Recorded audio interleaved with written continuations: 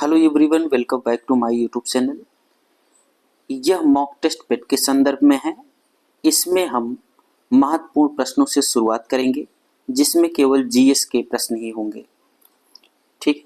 Question number 1 की बात करें तो क्वेश्चन नंबर 1 कह रहा है कि उत्तर प्रदेश के संदर्भ में कोई एक असंगत है। तो जो असंगत है उसको हमें ढूंढना है। ठीक है। ऑप्शन ए क्या कह रहा है कि राष्ट्रीय वनस्पति अनुसंधान संस्थान लखनऊ। तो आपको पता होगा कि राष्ट्रीय वनस्पति अनुसंधान संस्थान लखनऊ में है, तो ऑप्शन ए करेक्ट हो जाएगा। ऑप्शन बी की बात करें तो केंद्रीय चमड़ा अनुसंधान संस्थान आगरा, ये गलत है। आगरा में नहीं है बल्कि ये चेन्नई में है। ऑप्शन सी की बात करें तो सरदार वल्लभ भाई पटेल कृषि विश्वविद्यालय मेरठ में है, तो हाँ मेरठ में है, ये भी ऑप्शन सही हो जाएगा। भारतीय दलहन अनुसंधान संस्थान कानपुर में है, ये भी सही हो जाएगा। ठीक है। अब केंद्रीय चमड़ा अनुसंधान की बात करें अगर, तो इसकी स्थापना 24 अप्रैल 1948 में चेन्नई में हुई थी। कहां पर? चेन्नई। चेन्नई का मतलब तमिलनाडु, तमिलनाडु में। ठीक है। और इसके 4 जो है ना उप केंद्र हैं। उप केंद्र का मतलब क्षेत्रीय विस्तार जिसको हम कह सकते हैं। पहला कहाँ है? पहला है अहमदाबाद में, अहमदाबाद। और दूसरे की बात करें तो दूसरा कहाँ है? दूसरा है जालंधर में, जालंधर। तीसरे की अगर हम बात करें तो तीसरा है कानपुर में। और अगर चौथे की बात करें, चौथा है कोलकाता, कोलकाता। ठीक है। अगर यहां पर प्रश्न पर हम गौर करें तो कह रहा है उत्तर प्रदेश के संदर्भ में। अगर यहां कानपुर दिया होता, आगरा की जगह कानपुर दिया होता तो हम इसको सही मान लेते। ठीक है। आगे बढ़ते हैं, अगले क्वेश्चन की बात करेंगे। Question number 2। क्वेश्चन नंबर 2 कह रहा है उत्तर प्रदेश में प्रमुखता किस प्रकार की मिट्टी पाई जाती है। तो मिट्टी तो कई पाई जाती है, लेकिन प्रमुखता की बात कर रहा है यानी सर्वाधिक, तो इसमें जलोढ़ मिट्टी हो जाएगी। ऑप्शन करेक्ट हो जाएगा। ठीक है। अब जलोढ़ मिट्टी पाई कहाँ कहाँ जाती है और कैसे पाई जाती है, इस पर बात करते हैं। जलोढ़ मिट्टी जो है यह मैदानी क्षेत्रों में पश्चिम से पूर्व की तरफ फैली हुई है। उत्तर प्रदेश में जलोढ़ मिट्टी मुख्य रूप से गंगा और यमुना की सहायक नदियों, ठीक है, खास करके गंगा ज्यादा कहेंगे, सहायक नदियों द्वारा लाई गई मिट्टी को कहते हैं। जलोढ़ मिट्टी 2 प्रकार की होती है, इसको भी हमको ध्यान रखना है। एक होती है बांगर। ठीक है। बांगर को क्या कहते हैं? बांगर को कहते हैं पुरानी जलोढ़ मिट्टी, पुरानी जलोढ़ मिट्टी। और एक होती है खादर। खादर क्या होती है? नवीन जलोढ़ मिट्टी। नवीन जलोढ़ मिट्टी वो होती है जो नदी द्वारा बहकर लाई गई मिट्टी होती है। ठीक है। तो इसके ऑप्शन की बात करें तो ऑप्शन ए करेक्ट हो जाएगा। आगे बढ़ते हैं क्वेश्चन नंबर 3 की तरफ। क्वेश्चन नंबर 3 कह रहा है निम्नलिखित में से कौन सा शहर चर्म उद्योग के लिए प्रसिद्ध है। ठीक है। ऑप्शन दिया है ए अलीगढ़, ऑप्शन बी है मेरठ, ऑप्शन सी है कानपुर, ऑप्शन 4 है यानी ऑप्शन डी है आगरा। ठीक है। तो इसके करेक्ट अगर आंसर की हम बात करें, इसका करेक्ट आंसर हो जाएगा कानपुर। ठीक है। कानपुर उत्तर प्रदेश का सबसे बड़ा औद्योगिक नगर माना जाता है। यह शहर चमड़ा और कपड़ा उद्योग के लिए विश्व प्रसिद्ध कहें तो कोई बुराई नहीं है, यानी विश्व प्रसिद्ध है। किसके किसके लिए? पहला चमड़ा उद्योग के लिए, चमड़ा और कपड़ा उद्योग के लिए, ठीक है, प्रसिद्ध है। और यहां अगर हम अलीगढ़ की बात करें तो यह ताला के लिए प्रसिद्ध है, ताला के लिए, इसीलिए इसे ताला नगरी भी कहते हैं। इसको भी आपको याद रखना है, ताला नगरी। और मेरठ की अगर हम बात करें, मेरठ, तो मेरठ में खेल सामग्री बनती है, जैसे बैट, खेल सामग्री के निर्माण के लिए प्रसिद्ध है। ठीक है, आगे बढ़ते हैं क्वेश्चन नंबर 4 की तरफ। क्वेश्चन नंबर 4 कह रहा है उत्तर प्रदेश में शेख सलीम चिश्ती की दरगाह कहां पर स्थित है? शेख सलीम चिश्ती, ऑप्शन दिया है ए लखनऊ, 2 है फतेहपुर सिकरी, 3 है आगरा और 4 है जौनपुर। तो आपको बताना है। इसके अगर करेक्ट आंसर की बात करें, इसका करेक्ट आंसर हो जाएगा फतेहपुर सिकरी। ये पड़ता है आगरा में। कहाँ पड़ता है? आगरा में। देखिए, ये जो फतेहपुर सिकरी है, ये मुगल सम्राट अकबर के शासनकाल में, ये 1571 में ये मुगल साम्राज्य की राजधानी थी। मुगल साम्राज्य की क्या थी? राजधानी। इस शहर की स्थापना अगर कहें तो अकबर ने किया था। कौन किया था स्थापना? किसकी? फतेहपुर सिकरी की। आगे बढ़ते हैं क्वेश्चन नंबर 5। उत्तर प्रदेश में रोजगार की दृष्टिकोण से कौन सा व्यापक उद्योग है? व्यापक उद्योग, ठीक है। अगर व्यापक उद्योग की बात करें, पहले ऑप्शन देखेंगे। ऑप्शन ए दिया है मिट्टी के बर्तन, और ऑप्शन बी दिया है हैंडलूम, ऑप्शन सी दिया है चमड़ा, ऑप्शन डी दिया है सीमेंट। करेक्ट आंसर की बात करें तो करेक्ट आंसर इसका क्या हो जाएगा? बी। ये हैंडलूम, कभी कभी क्वेश्चन ऐसे पूछता है कि हैंडलूम सर्वाधिक किस जिले में बनाए जाते हैं? तो हैंडलूम को हम कटघरगा भी कहते हैं, हथकरघा। क्या कहते हैं? हथकरघा भी कहते हैं। इसकी बात करें तो ये सर्वाधिक भदोही में बनता है, फिर इसके बाद वाराणसी में बनता है। इसको भी आपको याद रखना है, वाराणसी, ठीक है। और वहीं अगर मिट्टी के बर्तन की अगर हम बात करें तो मिट्टी के बर्तन सर्वाधिक बुलंदशहर में बनते हैं। बुलंदशहर जो है वो मिट्टी के बर्तन के लिए प्रसिद्ध है। खास करके यहाँ पर एक स्थान है जिसको बोलते हैं खुर्जा, मिट्टी के बर्तन के लिए प्रसिद्ध है। ठीक है, चमड़ा के लिए तो बात कर लिए, कानपुर। उत्तर प्रदेश के संदर्भ में बात कर रहे हैं, अगर भारत के संदर्भ में होता तो यहाँ चेन्नई हो जाता। ठीक है, और अगर सीमेंट की बात करें तो सीमेंट के लिए सोनभद्र प्रसिद्ध है। सोनभद्र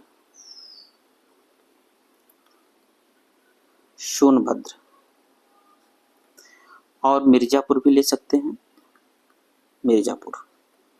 ठीक है, आगे बढ़ते हैं क्वेश्चन नंबर 6। क्वेश्चन नंबर 6 कह रहा है किस नदी पर विश्व का सबसे ऊंचा पुल बना है? विश्व का सबसे ऊंचा पुल। दिव्यांग नदी, चिनाब, लोहित और ब्रह्मपुत्र। आपको बताना है कि किस नदी पर ये विश्व का सबसे ऊंचा पुल है। तो इसके करेक्ट आंसर की अगर हम बात करें तो ऑप्शन बी हो जाएगा चिनाब नदी। ठीक है, चिनाब नदी पर विश्व का सबसे ऊंचा पुल बना है। यह ब्रिज जम्मू कश्मीर में है। कहां पर है? जम्मू कश्मीर में। जम्मू कश्मीर, अगर मान लीजिए कभी प्रदेश पूछे तो आपको जम्मू कश्मीर बताना है। ये जो है रियासी, इसको याद रखना है, रियासी जिले,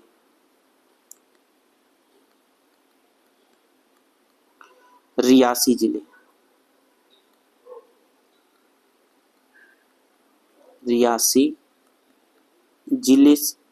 जिले के बक्कल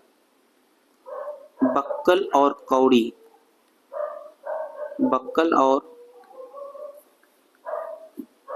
के बीच बनाया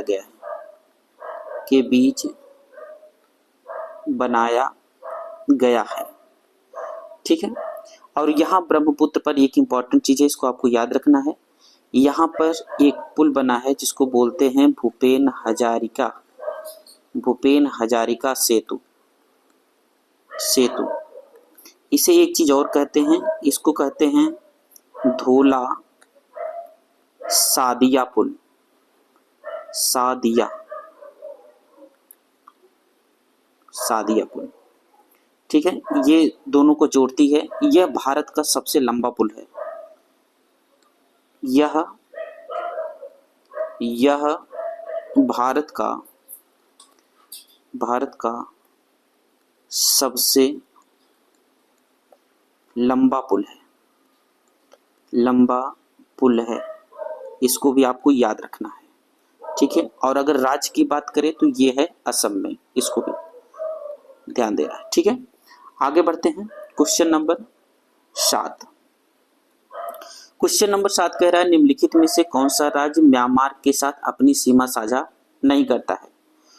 तो आपको बताना है, ऑप्शन दिया है अरुणाचल प्रदेश, मिजोरम, सिक्किम और मणिपुर, ठीक है। अगर यहाँ पर करेक्ट आंसर की बात करें तो करेक्ट आंसर क्या हो जाएगा इसका, सिक्किम, यानी ऑप्शन सी करेक्ट हो जाएगा, ठीक है।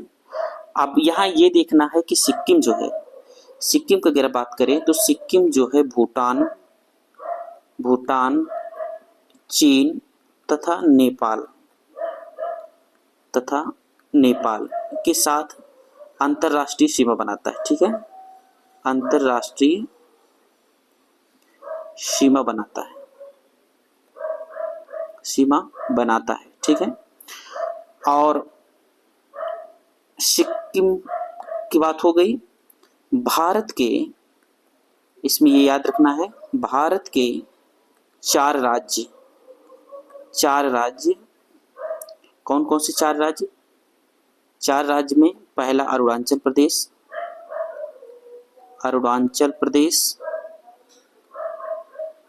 नागालैंड,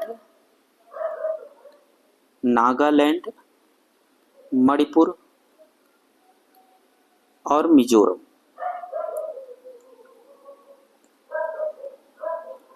ये जो है अंतरराष्ट्रीय सीमा बनाते हैं। आगे बढ़ते हैं। क्वेश्चन नंबर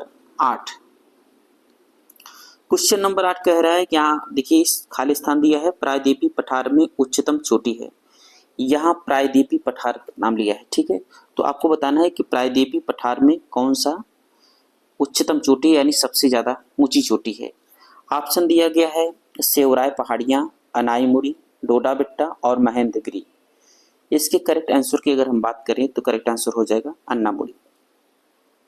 यह दक्षिण भारत की सबसे ऊंची चोटी है, यह भी याद रखना है आपको, दक्षिण भारत की सबसे ऊंची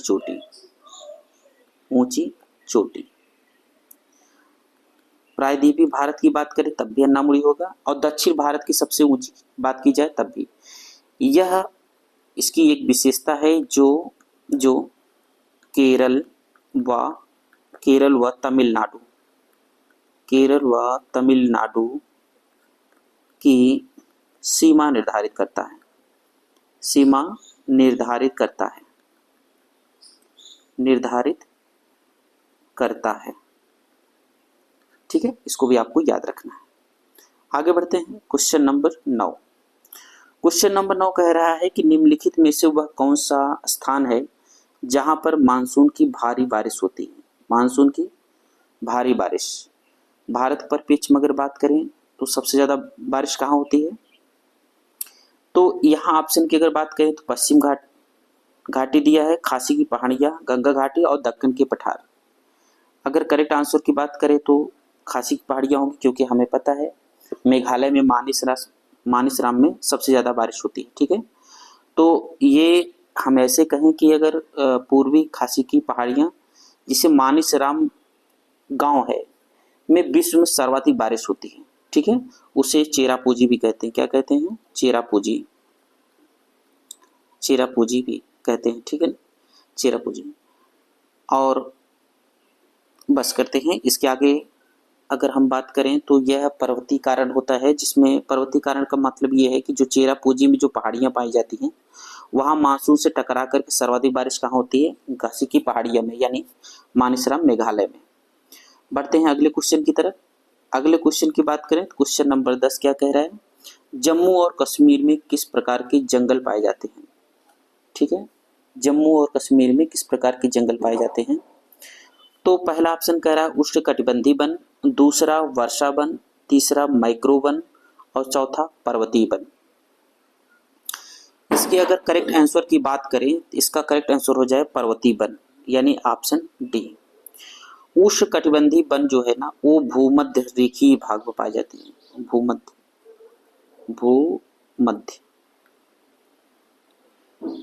भूमध्य रेखीय भाग में, ठीक है, भूमध्य रेखा के आसपास। और वर्षा वन की बात अगर हम करें तो यह पश्चिमी घाट में, कहाँ पर, पश्चिमी घाट के साथ साथ हम ये कह सकते हैं पूर्वोत्तर भारत, कह सकते हैं पूर्वोत्तर भारत में, ठीक है। अगर वहीं हम मैंग्रोव वन की बात करें तो मैंग्रोव वन पश्चिम बंगाल कहेंगे, क्या कहेंगे, पश्चिम बंगाल या उड़ीसा, राइट। आगे बढ़ते हैं, क्वेश्चन नंबर 11 की बात करेंगे। क्वेश्चन नंबर 11 क्या कह रहा है, काली मिट्टी कपास के लिए आदर्श मानी जाती है, जिसे नाम से जाना जाता है। यहाँ मतलब किस नाम से जाना जाता है, तो ऑप्शन दिया है खादर, बांगर, कनकर और रेगुर। तो करेक्ट आंसर की बात करते हैं, इसका करेक्ट आंसर क्या हो जाएगा, रेगुर। काली मिट्टी रेगुर के नाम से भी जानी जाती है, ठीक है। यह अत्यंत उपजाऊ होती है, ठीक है, इसको भी आपको याद रखना है। काली मिट्टी में लौह अयस्क कभी कभी पूछ लेता है, ठीक है, तो हम ये कहेंगे काली मिट्टी में लौह तत्व या अयस्क कह सकते हैं, लौह अयस्क, इसके साथ साथ चूना, कैल्शियम, पोटेशियम,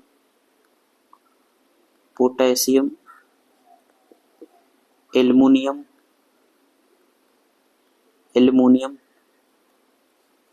और मैग्नीशियम। ये क्वेश्चन पूछा जाता है, ठीक है। मैग्नीशियम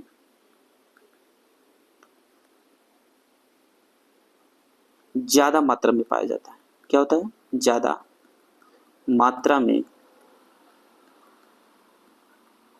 पाई जाती है, ठीक है।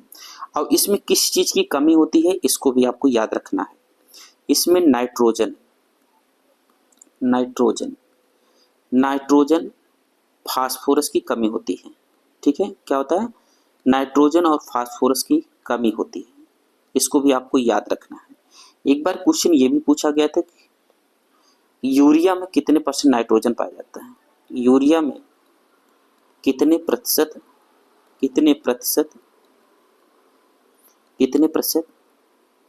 नाइट्रोजन पाया जाता है, ठीक है। तो नाइट्रोजन तो पाया जाता है 46%, इसको भी आपको याद रखना है।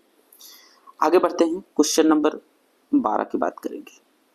क्वेश्चन नंबर 12 कह रहा है रेड होल उत्खनन निम्नलिखित में से किस क्षेत्र में स्थित है, ऑप्शन दिया है चेरापूंजी, दुर्ग, बस्तर और चिकमंगलूर, ठीक है। तो आपको बताना है इसके करेक्ट आंसर की अगर हम बात करें तो ये करेक्ट आंसर हो जाएगा चेरापूंजी, ऑप्शन ए। चेरापूंजी कहाँ है, मेघालय में, कहाँ पर, मेघालय में कोयले की पतली परत पाई जाती है और यहाँ पर स्थानीय रूप से विकसित यह तकनीकी है। ये तकनीकी कौन सी, रेड होल। प्रतिबंध के बावजूद भी मेघालय में कोयला खनन के लिए रेड होल तकनीकी का प्रयोग किया जाता है, इसको आपको याद रखना है, ठीक है ना। आगे बढ़ते हैं, क्वेश्चन नंबर 13 की बात करें।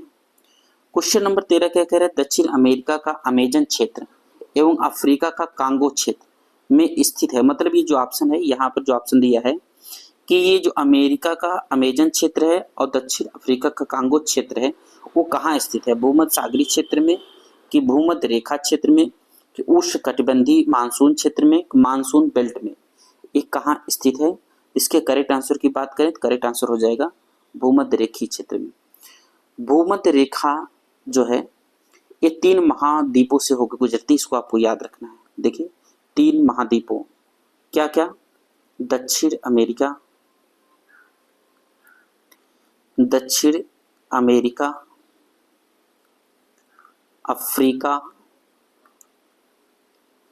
अफ्रीका एवं एशिया, ठीक है। 3 महाद्वीपों से होकर गुजरती है। कभी कभी ये क्वेश्चन पूछ लेता है कि भूमध्य रेखा क्षेत्र पर कितने देश यानी भूमध्य रेखा जो क्षेत्र है, भूमध्य रेखीय क्षेत्र, वो कितने देशों से गुजरती है? तो 13 देशों से। ये क्वेश्चन बहुत ट्रेंड में था, कई बार पूछा गया है, कई एग्जामों में पूछे जा चुके हैं। अगर इन 13 देशों की हम बात कर लें, तो एक देश है ब्राजील, दूसरा है Colombia, Brazil, Colombia, Ecuador,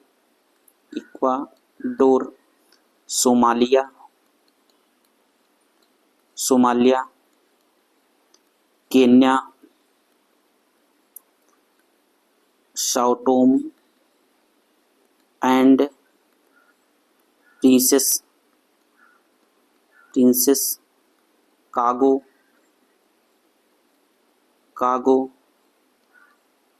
democratic of Kago, ठीक है, गैबून, युगांडा, मालदीव,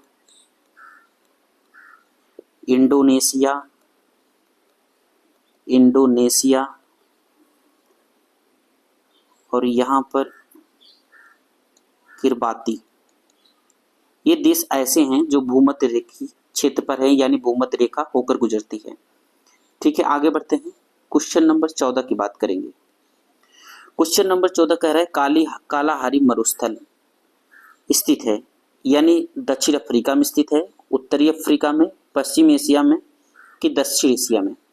इसके करेक्ट आंसर की अगर हम बात करें, इसका करेक्ट आंसर हो जाएगा दक्षिण अफ्रीका। और दक्षिण अफ्रीका, कालाहारी मरुस्थल दक्षिण अफ्रीका के बोत्सवाना, कहां पर? बोत्सवाना, नामीबिया तथा दक्षिण अफ्रीका, क्या कहेंगे? दक्षिण अफ्रीका की सीमा में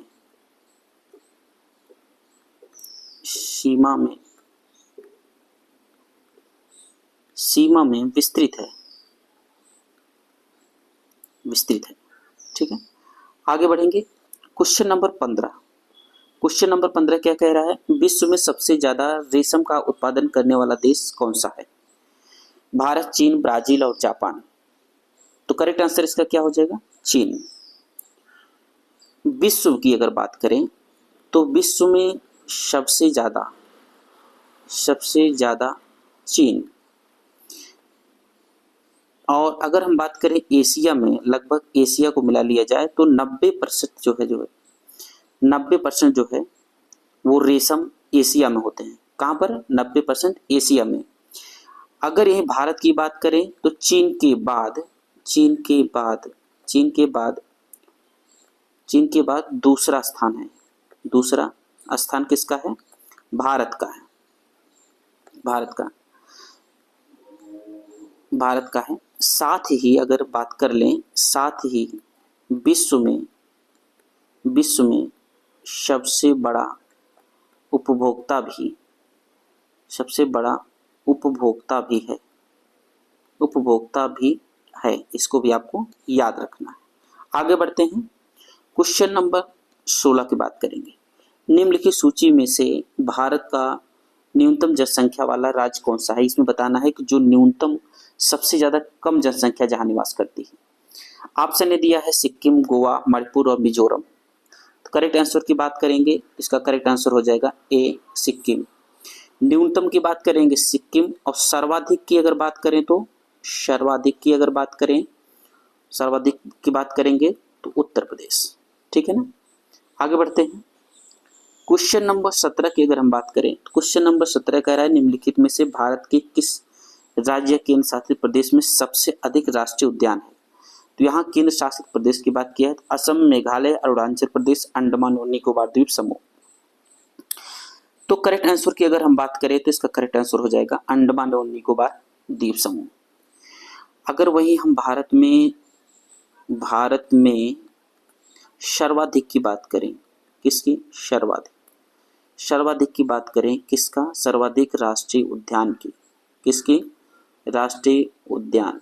सर्वाधिक राष्ट्रीय उद्यान कहां पर है? मध्य प्रदेश में। कहां पर है? मध्य प्रदेश में। ठीक है।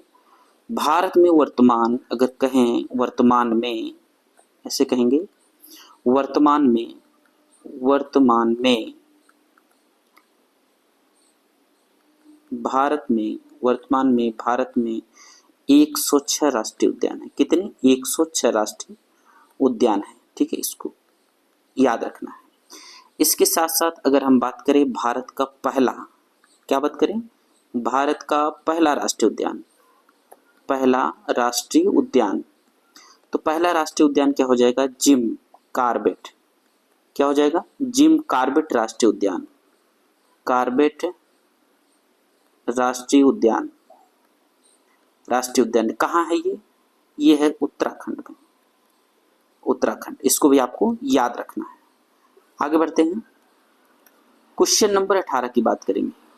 क्वेश्चन नंबर 18 कह रहा है निम्नलिखित में से भारत का वह कौन सा संघ शासित प्रदेश है जिसमें महिला अनुपात पुरुषों की अपेक्षा ज्यादा है?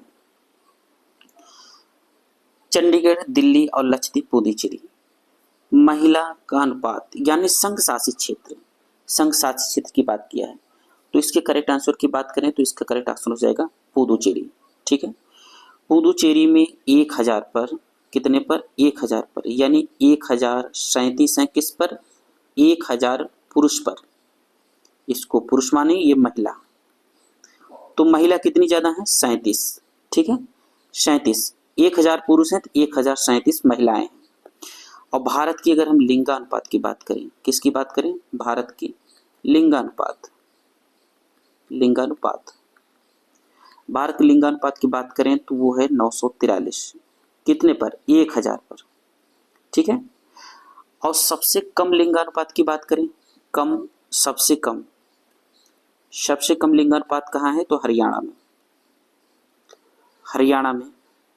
ठीक है, कितना है? 879, 879। ठीक है, यहाँ 1000 पुरुषों पर केवल 879 महिलाएं हैं। सोचिए क्या होगा। आगे बढ़ते हैं, सबसे अधिक लिंगानुपात, इसको भी याद रखेंगे। सबसे अधिक लिंगानुपात, लिंगानुपात, सबसे अधिक लिंगानुपात कहाँ पर है? केरल में। कहाँ पर? केरल में। 1084 महिलाएं हैं, कितने पर? 1000 पुरुष पर। ये हैं महिलाएं, यानी सबसे ज्यादा। ठीक है ना, आगे बढ़ते हैं, क्वेश्चन नंबर 19। क्वेश्चन नंबर 19 क्या कह रहा है? भारत के किस राज्य ने एक जिला एक उत्पाद योजना शुरू की? राजस्थान, उत्तर प्रदेश, मध्य प्रदेश और छत्तीसगढ़। इसके अगर हम करेक्ट आंसर की बात करें तो करेक्ट आंसर हो जाएगा उत्तर प्रदेश। यह योजना जो है, इसको याद जरूर रखना है, यह योजना सन 2018 में मुख्यमंत्री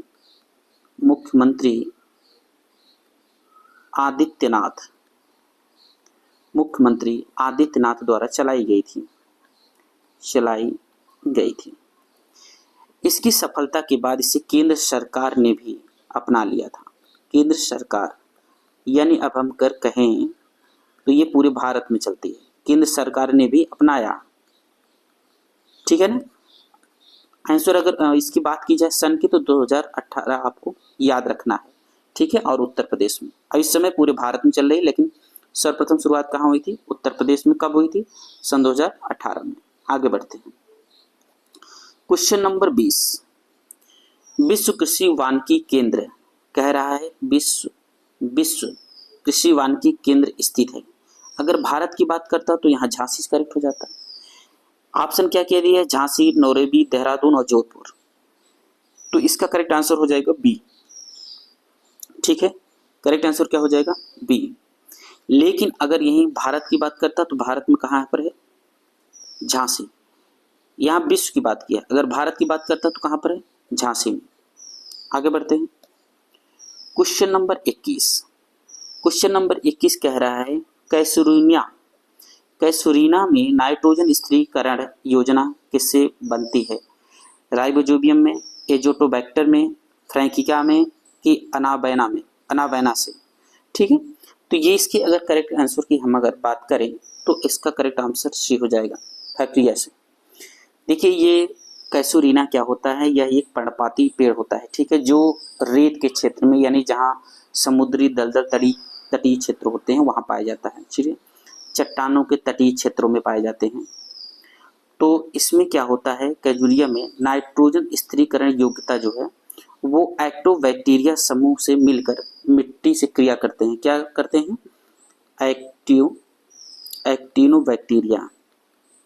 एक्टिनोबैक्टीरिया समूह जो होता है वो मिट्टी के जीवाणु से मिलकर, किसके साथ?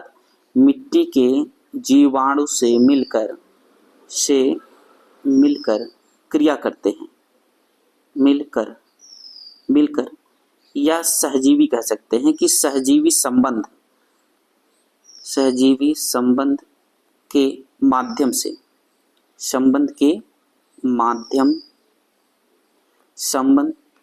से बनाते हैं, ठीक, ऐसे कहेंगे। तो इसके करेक्ट आंसर की बात करें तो करेक्ट आंसर इसका क्या हो गया? सी। आगे बढ़ते हैं। क्वेश्चन नंबर 22 कह रहा है किसानों का ग्रामीण क्षेत्र में ऋण देने का सबसे प्रमुख स्रोत क्या है?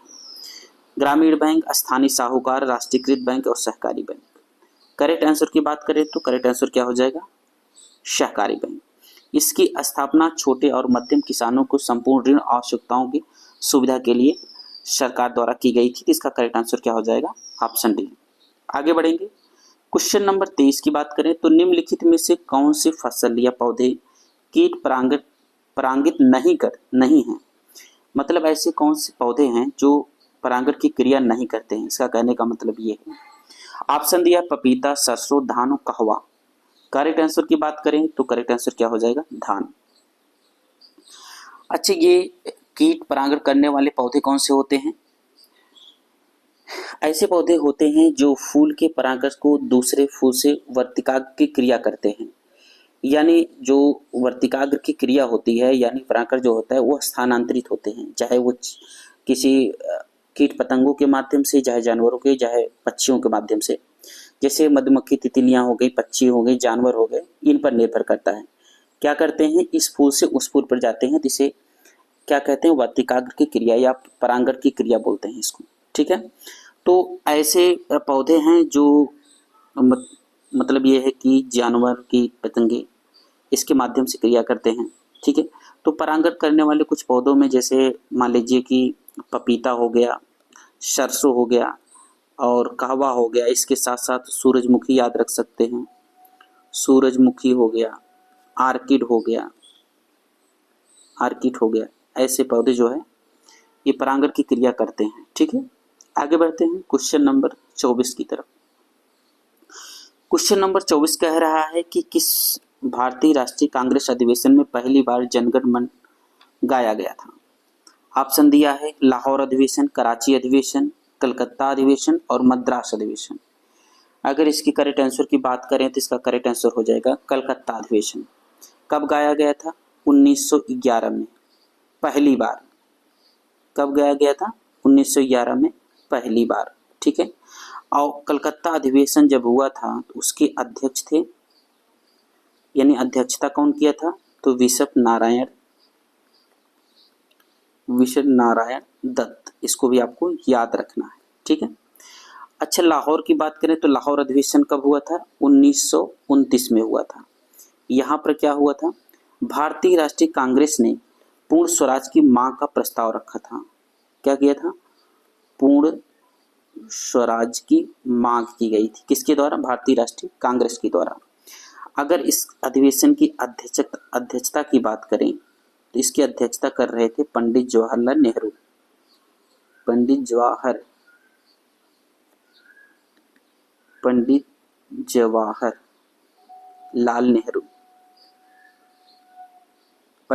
नेहरू। और अगर वही बात करें कराची अधिवेशन की तो कराची अधिवेशन हुआ था 1931 में। इसमें गांधी इरविन समझौता का समर्थन दिया गया था। गांधी इरविन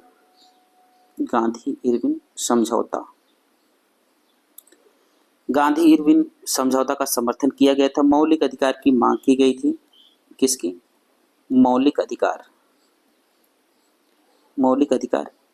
एक आर्थिक नीति भी जोड़ सकते हैं इसमें। क्या? आर्थिक नीति की भी मांग की गई थी। ठीक है, इसकी अध्यक्षता की अगर हम बात करें,